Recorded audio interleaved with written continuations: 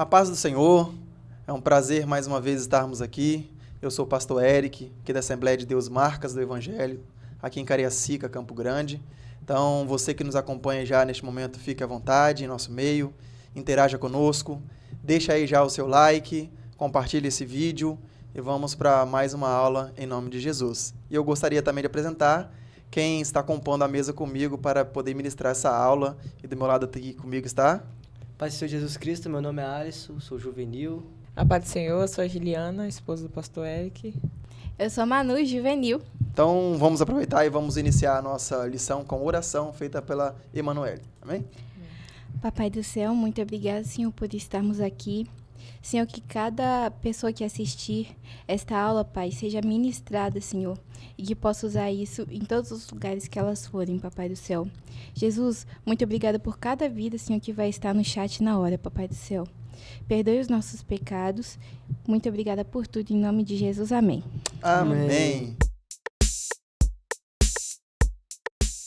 A paz do Senhor, juvenis! Meu nome é Ana Sofia e eu vou ler a leitura bíblica em classe, que se encontra em Gênesis 15, do 7 ao 21. Disse-lhe mais: Eu sou o Senhor, que te tirei de Ur dos Caldeus, para dar-te a ti esta terra para a herdares. E disse ele: Senhor Jeová, como saberei que hei de herdá-la? E disse ele: Toma-me uma bezerra de 3 anos, e uma cabra de 3 anos, e um carneiro de 3 anos, e uma rola e um pombinho.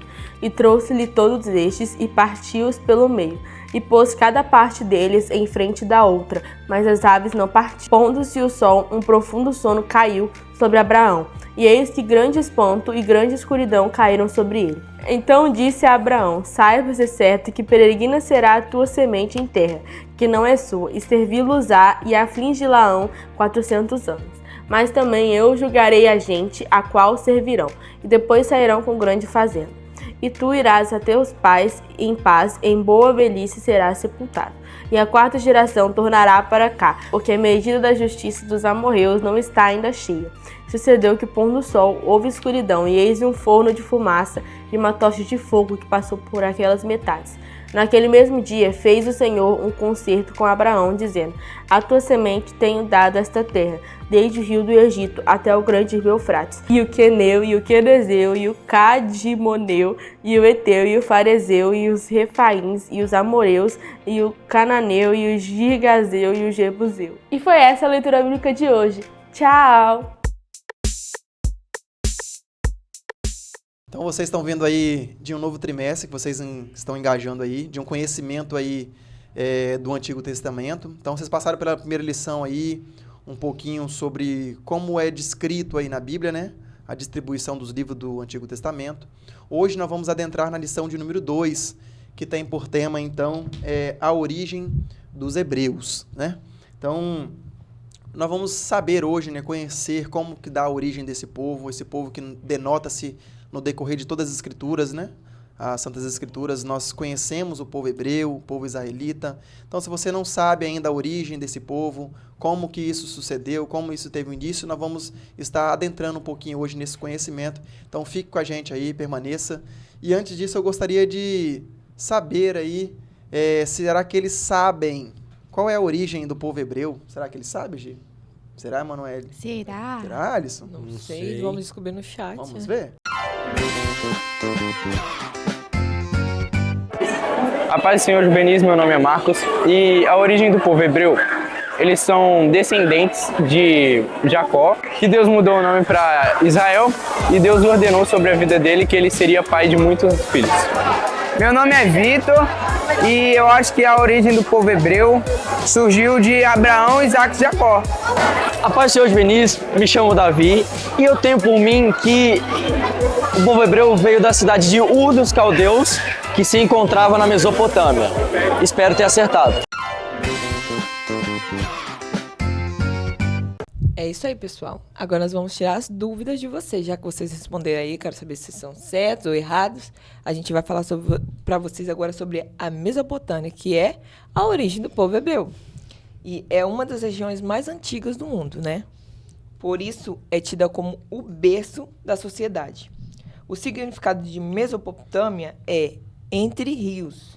Por quê? Fazendo-se referência aos rios Tigre e Eufrades. Na criação do homem e inclusão dele no Jardim do Éden, a Bíblia faz a menção, né, desse rio que sai do Éden e é contido por 4 braços: Gion, Pison, Tigre e Eufrades. Essa passagem está relatada lá em Gênesis 2:8 ao 17. Como sabemos, o rio Tigre e Eufrades permanecem com essa mesma nomenclatura até hoje, né? Exatamente. Porque aí na história a gente ouve falar sobre eles, que além da Mesopotâmia ser a parte importante da história da humanidade, como início da civilização, porque lá que começou toda a história, biblicamente também é importante para o nosso conhecimento, pois foi lá, né, como eu disse, que começou, que saiu o nosso primeiro patriarca, Abraão, e como ele teve início da história do povo hebreu. Então aí nós estamos relatando aí, né, Alice, então um pouquinho sobre Abraão, né? Sim. O início da Mesopotâmia, então, como história para a sociedade. E nós temos, então, a origem agora de Abraão, que vai começar a ser gerido agora a partir das histórias bíblicas aí, né? Exatamente. Que nós podemos falar um pouquinho sobre essa origem aí, Alice. Então, né, pastor? Abraão, ele era o primeiro patriarca que a gente conhece na Bíblia. Abraão, ele vivia em Ur dos Caldeus.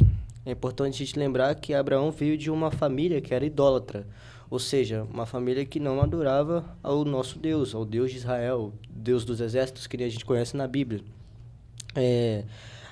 A Bíblia fala em Josué, capítulo 24, versículo 2, bem assim: Então Josué disse a todo o povo: Assim diz o Senhor Deus de Israel: Além do rio habitaram antigamente vossos pais, Terá, pai de Abraão e pai de Naó, e serviram a outros deuses. Ou seja, o que esse texto aqui ele nos ensina? Que o Abraão e o pai dele, Terá, eram pessoas que viviam numa terra que era politeísta, ou seja, adoravam a vários deuses, cria em vários deuses.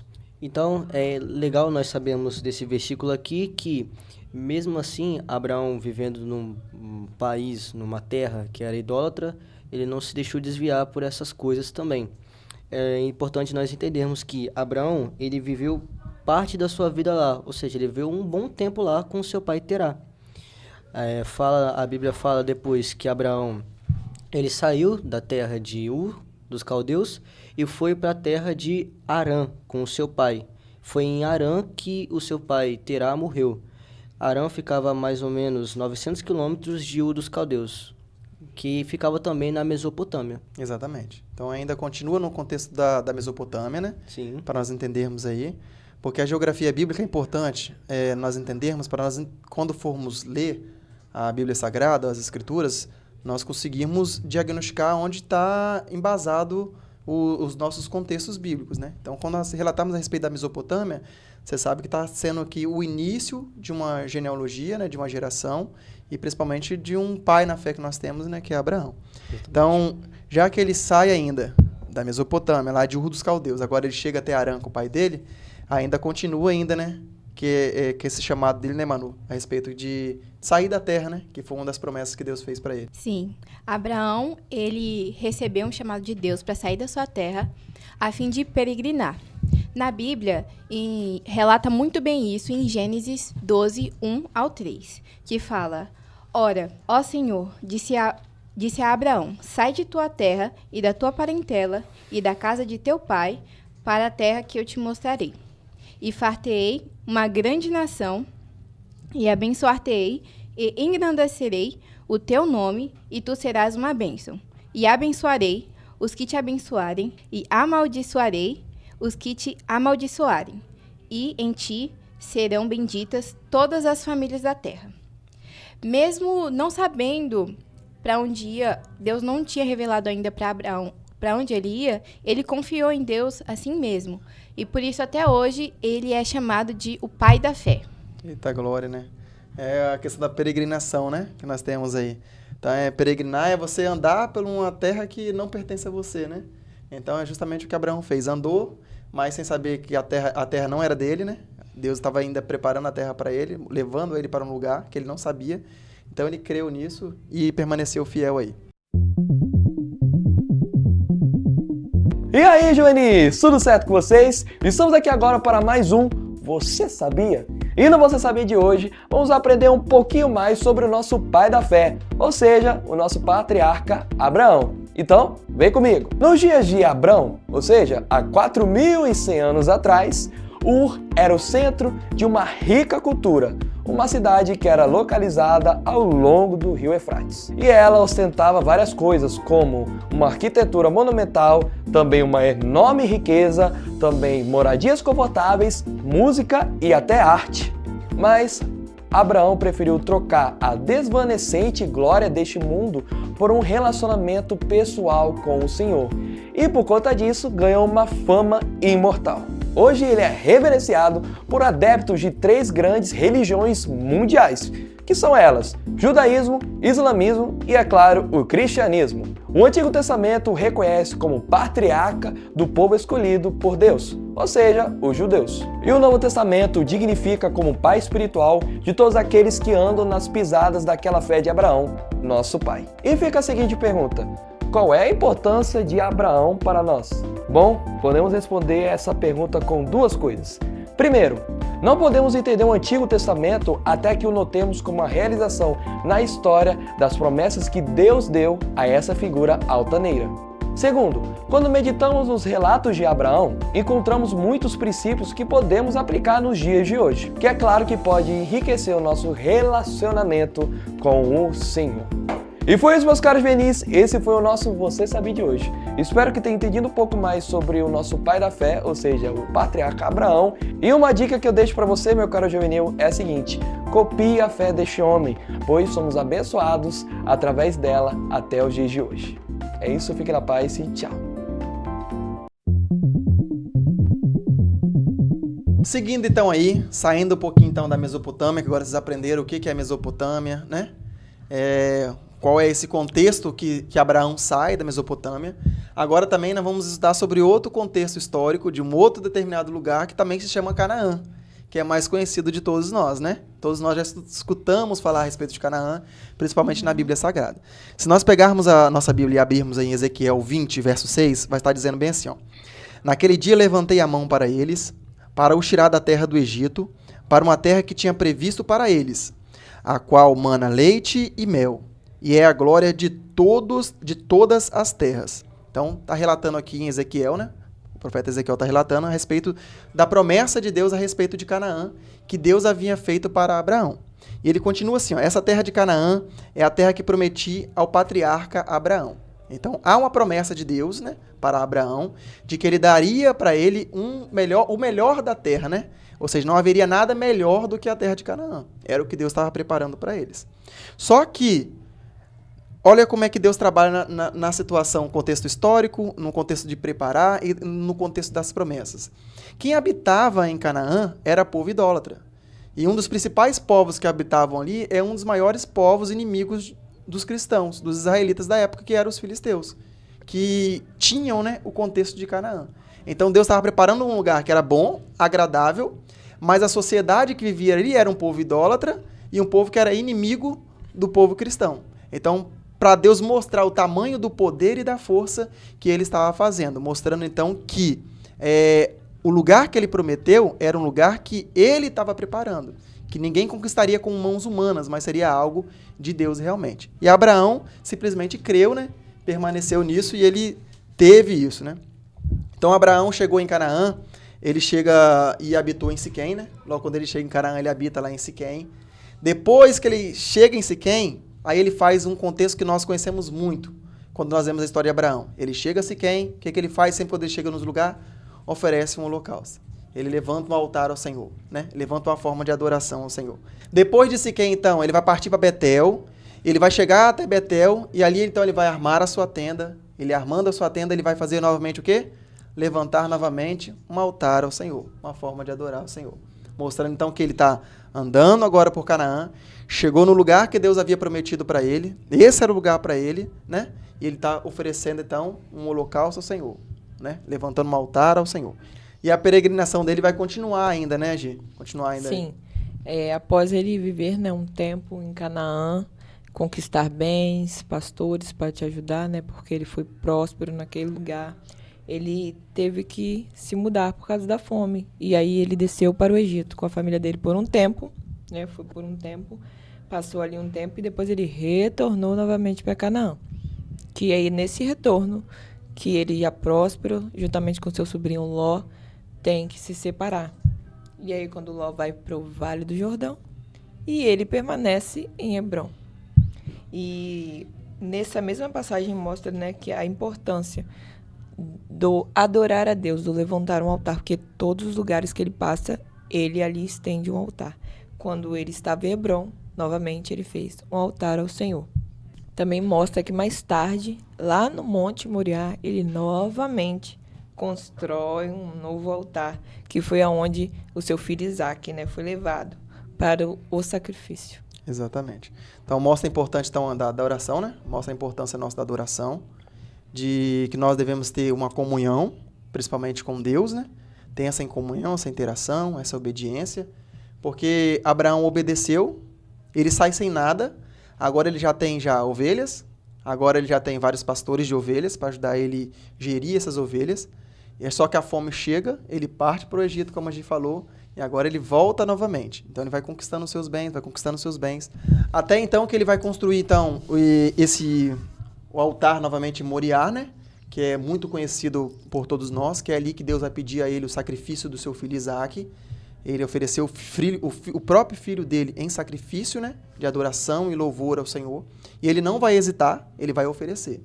E isso te remete a alguma coisa? Você lembrando disso, do sacrifício de um filho, oferecer o único filho que tem, o filho da promessa que ele tinha, isso remete a alguma coisa a você? Se remete a você, compartilha conosco no chat, porque a mim remete. Eu creio também que a nós aqui também remete muito, porque isso nos lembra de que Deus também deu o seu único filho, Jesus, para poder se sacrificar naquela cruz no meu e no seu lugar. Então, quando nós vemos essa história aqui de Abraão, nós nos remetemos então à história do próprio Deus entregando o seu filho Jesus para morrer por nós em seu lugar. Tanto que João morrer em nosso lugar, né? Tanto que em João, capítulo 1, verso 29, vai dizer: no dia seguinte, João viu a Jesus que vinha para ele e disse: eis o Cordeiro de Deus que tira o pecado do mundo. Então, na época de Abraão, quando ele foi sacrificar o seu filho Isaque, Deus proveu para ele o cordeiro. Na nossa época também, Deus proveu para nós o cordeiro. E esse cordeiro se chama Jesus Cristo Nazareno, que deu a sua vida por nós. Então, Deus, ele proveu isso, e além dele prover, ele deu também a Abraão 3 promessas. Quais são essas 3 promessas? A primeira promessa que Deus deu é que a descendência dele herdaria a terra de Canaã. A segunda promessa que ele dá é que os seus descendentes também formariam uma grande nação.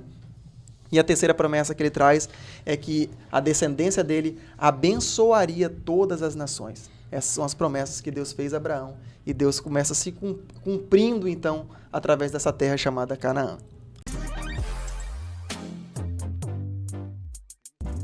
Olá, juvenis. Vamos pensar um pouco como a história de uma pessoa pode influenciar por muitos séculos o mundo de forma tão impactante. A exemplo de Abraão, que foi chamado por Deus e ele decidiu obedecer a Deus. Abraão foi chamado de o amigo de Deus. Deus fez promessas a Abraão muito extraordinárias.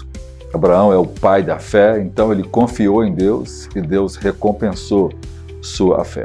Nós temos depois dele, quantos séculos, né? Abraão vive aí mais ou menos 16 séculos antes de Jesus, praticamente 1.600 anos, 1.800 anos, mas agora 2.000 e tantos anos, nós temos basicamente aí quase 4.000 anos de história, e a história de Abraão ainda consegue influenciar. Ele é o pai do povo judeu, que é um povo que Deus preservou historicamente e está até os nossos dias. Abraão é o pai da fé dos crentes, porque por meio dele veio Jesus, e Jesus é o Salvador daqueles que confiam nele, que somos nós cristãos. A cultura que a gente vive é uma cultura cristã, principalmente a cultura ocidental, de onde nasce todos os valores, direitos e garantias individuais que nós conhecemos. O mundo de hoje é altamente influenciado, primeiro por causa das bênçãos dadas a Abraão, e segundo, porque dele procede o povo judeu. Então, esse mundo judaico-cristão, né, que é formado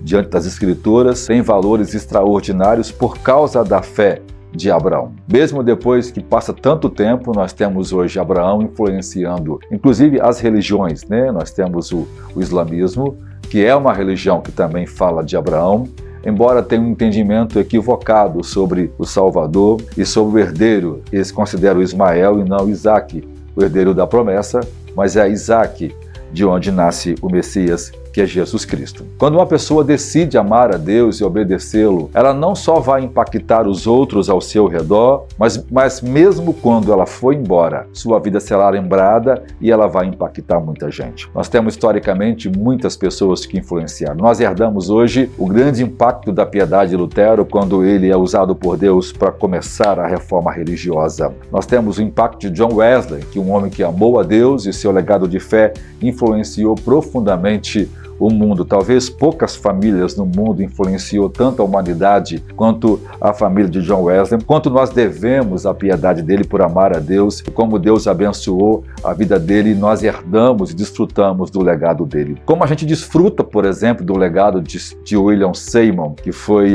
o irmão que Deus usou para trazer o avivamento à Rua Azusa, e nós somos uma denominação e tantas outras igrejas nascem por meio dele. Quase 1 bilhão de crentes estão hoje no mundo e creem nas manifestações dos dons espirituais. Como nós somos influenciados pela piedade dos nossos primeiros pais, fundadores das Assembleias de Deus no Brasil, o Gunnar Wig e Daniel Berg, que decidiram atender o chamado de Deus, e hoje no Brasil mais de 50 milhões de pessoas expressam uma fé que veio da piedade deles. Quando a gente decide amar a Deus, nossa fé vai impactar a sociedade, vai impactar os valores, vai impactar a vida dos outros. O Evangelho é o poder de Deus para a salvação tanto do gentio como do judeu. Que nós possamos crer em Deus e viver uma vida piedosa para que possamos impactar a nossa geração. Deus abençoe vocês.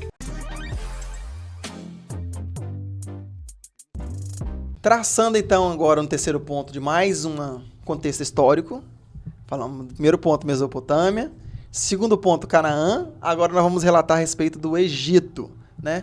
Que também nós vamos estudar um pouquinho então, ver como que era importante esse contexto do Egito e como foi importante o povo de Deus, né, Alisson? Exatamente. É muito interessante a gente falar sobre o Egito, porque o Egito ele é famoso por causa do seu rio, que é o rio Nilo. Quando Abraão chegou no Egito, o país possuía culturas com mais de 1000 anos, ou seja, tinha riquezas culturais e antropológicas que evidenciam suas peculiaridades. Ou seja, até hoje nós conhecemos, né, sobre as pirâmides, as múmias, as estátuas e coisas assim que é muito importante nós sabemos para o conhecimento bíblico mesmo. Um ponto importante então é que foi nessa parte da história de Abraão, quando ele estava no Egito, que ele revela para todo mundo que Sara na verdade é sua irmã. E por que ele revela? Como é que a gente sabe que era irmã dele? Por causa que na história era um costume da época que se um rei ficasse atraído por uma mulher casada, ele mandava matar o marido para ficar com ela. E Abraão teve medo de ele ser morto e ele omitiu que Sara era a esposa dele por medo de o faraó acabar com a vida dele e matar ele. Mas Deus apareceu para o faraó para ajudar Abraão e Deus interveio que Abraão pudesse ser morto e que Sara fosse roubada dele, até porque Deus ainda tinha uma promessa na vida de Abraão. Isso aí. Então teve a intervenção de Deus, então, e teve o livramento mais uma vez por parte de Abraão e também de Sara, né? Então nós vamos ver também no primeiro subtópico do terceiro ponto aí, como que o Egito foi importante para o povo hebreu, né, Manu? O que a gente podemos destacar aí a respeito disso? O Egito é muito importante para o povo hebreu, porque foi nessa nação que José, filho de Jacó, foi alçado ao posto de governador, por ter interpretado o sonho de Faraó. Qual era esse sonho? O sonho falava que haveria 7 anos de fartura e 7 anos de escassez. José foi um excelente administrador quando orientou a guardar mantimentos nos tempos de fartura. Mais tarde, muitas nações foram pedir ajuda ao Egito, dentre eles a família de Jacó, que era o pai de José. Exatamente. Então nós vamos ver então que o quanto que é importante, como é que Deus vai usando a história, a geografia, a situação para poder louvar o nome dele mais tarde. Então, José anteriormente, ele foi jogado no poço pelos seus irmãos, foi vendido como escravo, agora ele já está no Egito, já está lá no Egito, né? Agora ele já está como governador do Egito, porque ele interpretou um sonho de Faraó, como a Manu disse aqui. Mas olha como é que Deus trabalha. Deus vai usar agora José, através de uma sabedoria, através de gerir administrativamente tudo de maneira correta. Ele vai usar isso agora para poder o quê? Operar livramento para o seu povo no tempo de escassez, como ele trouxe no sonho dele. Agora a escassez vai chegar em toda a nação vizinha, né, circunvizinha do Egito, e só o Egito que vai ter mantimentos. Por quê? Porque a administração de José ela foi perfeita, de que no tempo que estava tendo fartura, para guardar 1/5 da colheita. E ele guardou, então o Egito vai poder gerir agora então alimento para todas essas nações que vão chegar lá. Nessas nações que chegam lá para pedir socorro, para pedir ajuda, entre essas nações está justamente o quê? A família de Jacó, o seu pai de José, juntamente com seus irmãos. Em que inclusive pensava que José estava morto, mas não estava, né? Ele estava ali no cargo de governador, então, do Egito. Então, José ali vai poder usar de beneficência com seus familiares, com as nações também circunvizinhas, vai poder alimentar eles na sua escassez, na sua fome, e ele vai preparar uma terra chamada Gozen para a sua família e vai deixar a família dele ali, né? Eles vão com cerca de 70 pessoas, e eles vão ficar ali, então, nessa terra chamada Gozen, e eles vão, então, começar ali a criar agora a sua vida, a sua rotina ali no Egito. Daí que surge, então, o povo hebreu, que eles começam começa a se multiplicar cada vez mais, começa a expandir cada vez mais seu território, até que esse faraó, que José interpretou o sonho dele, já não estava mais em vida, ele tinha partido. Quem sobe o cargo agora é um outro faraó. E esse faraó não tinha ouvido falar, ou ele não conhecia José. Então ele não sabia que José tinha interpretado um sonho, tinha usado de uma boa administração. Ele subindo agora ao cargo, esse novo faraó, ao poder, ele vai ver que o povo hebreu estava muito numeroso. Então ele, como estratégia daquela época, com medo de o povo hebreu se juntar com as nações circunvizinhas e poder se voltar contra o Egito e tomar a terra do Egito, o que eles vão fazer então? Vai pegar o povo agora e vai tomar o povo como escravo. Então ele vai agora começar a levar o povo hebreu como escravo. Daí surge, então, o contexto da escravidão dos 400 anos do povo no Egito, através disso aí. Repara que se nós pegarmos, quando Deus destrói toda a terra através do dilúvio, quando sai da arca, sai Noé e mais 7 pessoas, né? Vai sair Noé, a sua esposa, os teus 3 filhos, as suas 3 esposas dos filhos, eles saem e vão começar a multiplicar sobre a terra, né? É importante notar que Noé ele vai gerar Sem, que é o primogênito. É de Sem que vem os semitas, chamado na Bíblia. Então, do semita, Sem vai gerar quem? Sem vai gerar Eber. Eber é o primogênito também. Por isso que o nome hebreu surge ali, do nome Eber. Por isso que vem o nome hebreu. A descendência de Noé tem Sem, que é o primogênito, que são chamados semitas. Depois de Sem vem Eber, que é da onde nasce o nome hebreu, por isso povo hebreu, por isso essa palavra hebreu surge de Eber. Eber vai gerar quem? Terá, que era pai de Abraão. Abraão vai gerar quem? Isaac, que vai ter depois Jacó e Esaú. E de Jacó vira o povo israelita. Então, por isso que é importante nós entendermos essas analogias e essas genealogias bíblicas para nós conseguirmos compreender.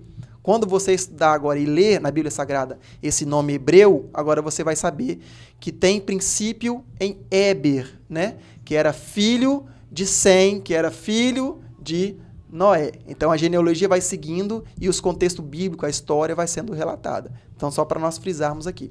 Deus usa de misericórdia mais uma vez, porque antes mesmo que quando Deus prometeu a Abraão que ele daria uma terra para ele, para a sua parentela, que ele multiplicaria isso, Deus também já tinha dado visão a ele que o povo sofreria cativo 400 anos, até que se levantasse então aquele que seria o libertador desse povo, chamado Moisés. Então esse é o contexto aqui do povo hebreu.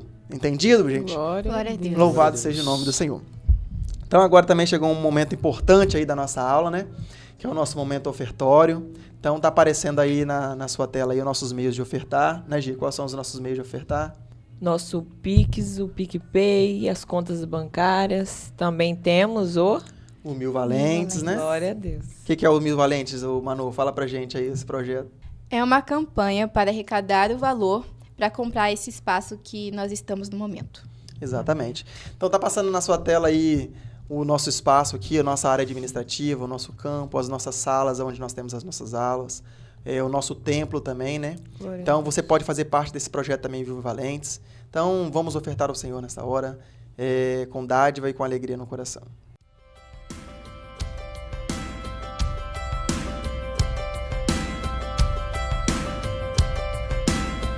Faz-me ouvir tua voz, mais que a todas as vozes, sobre as distrações do mundo aqui. Faz-me ouvir tua voz, mais que a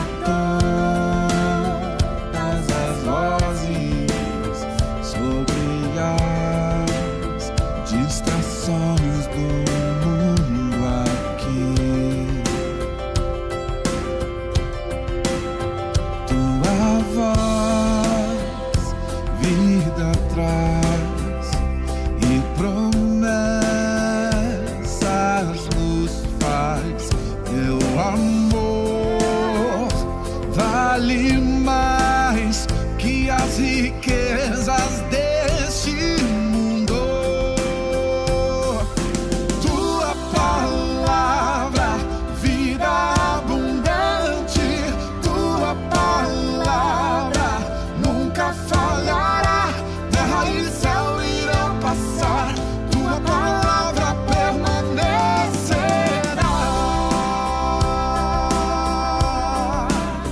Vem usar nossa voz como a tua palavra, para que o mundo receba teu amor.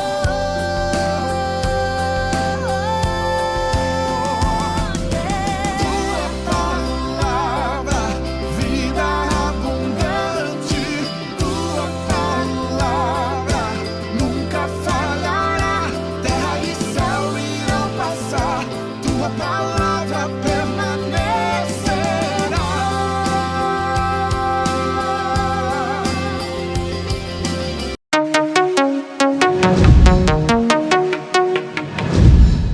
A paz do Senhor, juvenis! Bem-vindos a mais um quiz, perguntas e respostas para testar o conhecimento de vocês sobre a aula de hoje. Já vou avisando para vocês que esse quiz não tá nada mole, então presta bastante atenção. Pergunta número 1. Qual a região que é considerado o berço da humanidade? Letra A, Canaã, B, Arã, C, Mesopotâmia ou D, Egito? Tempo na tela.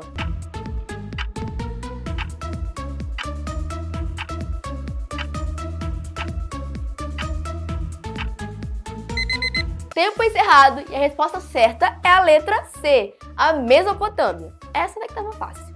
Agora, número 2. Qual o nome dos 4 braços do rio que saía do Éden? A, Nilo, Mar Vermelho, Tigre, Jordão. B, Jucu, Pison, Mesopotâmia e Gion. C, Galileia, Nilo, Tigres e Jordão. Ou D, Gion, Pison, Tigre e Eufrates. Tempo na tela.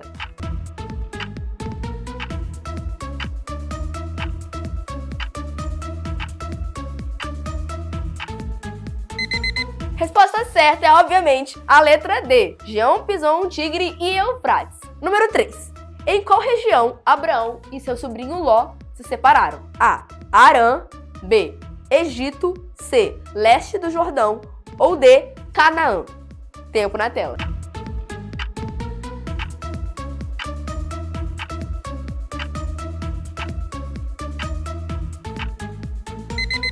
Tempo encerrado, a resposta certa é a letra D. Sim, Canaã. E agora, número 4.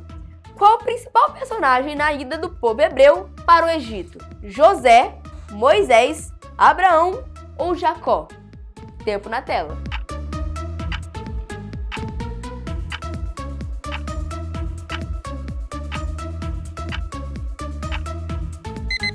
Tempo encerrado, a resposta certa é a letra A, José. Encerramos o quiz por aqui, espero que vocês tenham acertado todas e não só repetido a letra que o primeiro coloca lá no chat. E é isso aí, beijo!